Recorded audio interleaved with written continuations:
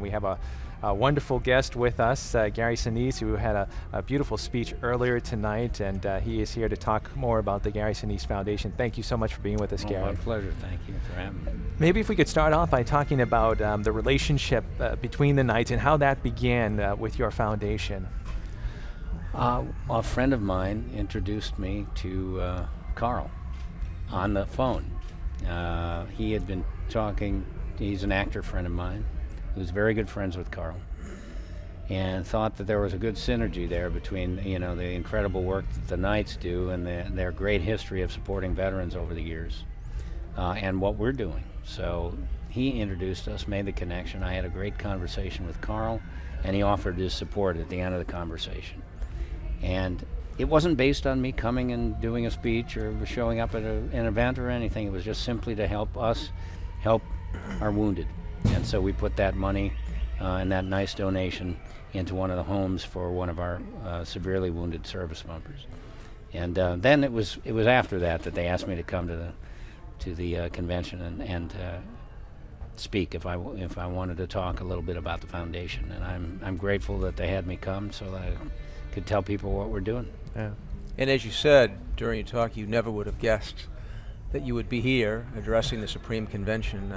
But here you are. And they kept it a surprise there, pretty good. They really did, even from us. That was good. Yeah. But here you are, and I was marveling too at your honesty about your own struggles as a family and your marriage and family, and then coming into the Catholic Church. How do these two things fit together, your Catholic faith and your work on behalf of our wounded heroes? Where's the intersection? A lot of things were coming together at once, and some was a little bit of a tornado, as you heard me talk earlier tonight. As my career was starting to take off in the movie business, I had been very, very active in the theater for years. But in the early 90s, I really began to do films, and as that was growing and getting more successful there was all this mayhem going on in our family with some of the things that we were going through. Yeah. And at the end of the 90s, things got better, and a lot of it had to do with my wife becoming a Catholic, and that led me to the church, and our family to the church, and the church became a very healing place for us and a very good enriching and nourishing part of our lives. So we went through some tough times in the 90s, but like many families that go through different things, we were fortunately lucky that we came out of that. And at the same time, my career was going upwards, and things were good. And then after that, September 11th happened, and I had been involved for a long time with veterans, and I just wanted to place my energy there. And that, the fact that service is such a big part of our faith, and I knew that where I could put my energy after that terrible, tragic, terrible day and event was to employ my efforts toward serving our veterans. And I had been involved with that for many years, and then we had a whole new generation of Lieutenant Dans and a lot of people getting hurt and getting killed, and I just was able to do something, and felt good to be able to do that. And it sounds like your faith has given you strength in helping these wounded veterans as well. And you talked about specific people during the course of your talk, but I wondered if you could tell us a little bit about the smart homes and the different dimensions of it, and what they provide for some of these wounded veterans. Well, we try to tailor each home to the specific needs of what the individual injury is. And so if you go to our website, GarySiniseFoundation.org, you can see video on there that'll show you some of the different homes and pictures of some of the different homes and some of the warriors that we're working with. They all have individual needs, and we just try to make their lives, give them an opportunity to have a happy life, restore their independence in some way. We have some video we're seeing right now. That's a recent event that we just had for Kyle Hockenberry there. He's a triple amputee.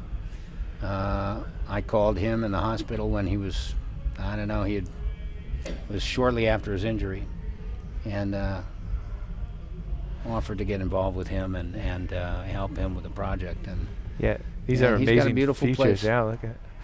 you know, for a person like this, you know, young guy like that, he's going to have real challenges going on. You know, things are great now. You know, he's gone through a lot of tough stuff, and things are great right now. He's got a new house, but we don't want him to just go in that house and stay in that beautiful house and never come out. You know, we want him to have a life in the community. So we try to rally those communities and make sure that they know that they've got a local hero there who can use some assistance from time to time and some attention, and to make sure he's well cared for. Yeah. This convention is a celebration of what the Knights do day in and day out, and what they look forward to doing in the future. Going to be collaborating with you at another smart home. Pope Francis himself has made service to those who are on the margins of society a priority for us. That's the fraternal charity that is what all the Knights are all about. And so I want to congratulate you and thank you for the witness that you have given to us tonight, and that you continue to give to us through your work with the Knights. What do you see in the future in terms of your collaboration with the Knights of Columbus, besides the Smart House that's coming in the Well, right now, that's what I know. I mean, I just heard that that popped up out there after they showed the video. good. People said they wanted to do another project. So we're doing projects all the time. We have a lot of warriors out there who are in need. We have a lot of needs in the military community. It's been a long war. The war still goes on. People still get hurt. And so we're going to continue to try to raise awareness, keep the awareness up as to where those needs are, because a lot of people, they don't know unless they're actively involved in being with the wounded, being with the Gold Star families, seeing them go into the hospitals, that kind of thing. And we do that all the time. So people that want to help, people that are looking to donate and everything, can go to GarySiniseFoundation.org. We're always looking for good donations, people that want to support, because we have a lot of people out there that we're trying to help, and we want to give them an opportunity to have a happy life. And That's what we want. you've been at this for a few years now, Gary. Do you see awareness rising? What are your feelings on that? Do you think people are more aware of the plight of the wounded veterans when they come back, or how have you seen over the years? Certainly, it's way above what it was 40 years ago. Yeah.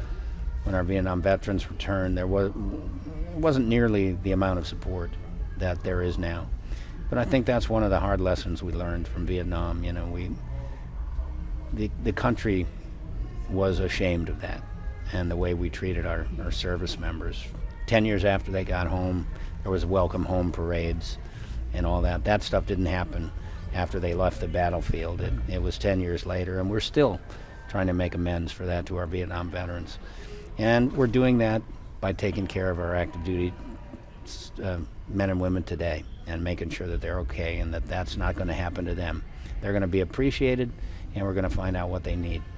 And the government does it sometimes, and does it in certain ways, and has problems doing it in other ways. And thankfully, there are good nonprofits out there that are trying to fill the gaps, and we're one of them. So I encourage people to go to the Gary Sinise Foundation website, GarySiniseFoundation.org, and help us out.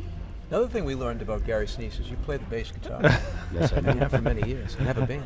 And the band is instrumental in helping wounded warriors. The band is very good, and the band is great. We've been playing for over 10 years, and I use the band. The band's part of my nonprofit, so I don't make any money off the band or anything like that. Any money that we make goes into the foundation, and it helps support the charitable work that I do with the band. Like for example, in October, we're playing 2 hospital shows. So we go in, we set up in front of Walter Reed, or in this case, it's San Antonio, and we'll set up. We'll bring as many of the patients outside that can come outside. My dear friend Robert Irvine, the chef, he comes and cooks for everybody. Cisco provides all the food. It's all free. We have moon bounces. It's a festival. We call them Invincible Spirit Festivals. Okay. And my band plays, and we give them entertainment and food for free, and we try to raise those spirits of those families that are going through these long, Nice. over and over. They go through these long rehabilitations in the hospitals. So we're doing that in October. That costs money, and I have to pay the band. I have to pay all the production costs, all of that. But that's one thing that we do, is try to provide some hope, morale boost, new memories for folks that are going through long rehabilitation and sometimes really struggling, and we can come in, lift them up, give them new incentive to keep going. Well, we thank you so much, Gary, for being My with pleasure. us, and we want to let everybody know it's Gary Sinise Foundation. If you want to contribute or find out more about what you're doing, and thanks for sharing your story tonight as well. My pleasure. Thanks. Thank you.